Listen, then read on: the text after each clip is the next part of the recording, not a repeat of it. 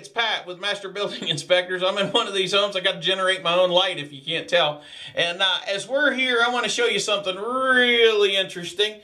Right here, I'm standing in a bedroom, but this is the only heating source for this bedroom right there. And if you'll look at the back of that, you'll notice there are holes drilled in the back of that ductwork in order for it to supply heat to this room. What do you think? I'm thinking there's an HVAC problem. Might be a little warm, a little cold in here in the winter and the summertime. With all of that said, I want to encourage you, be sure, have a home inspection. It's way too important for somebody to miss something like that when it comes to heating and cooling. You have a great day. Again, it's Pat with Master Building Inspectors. Have a great afternoon.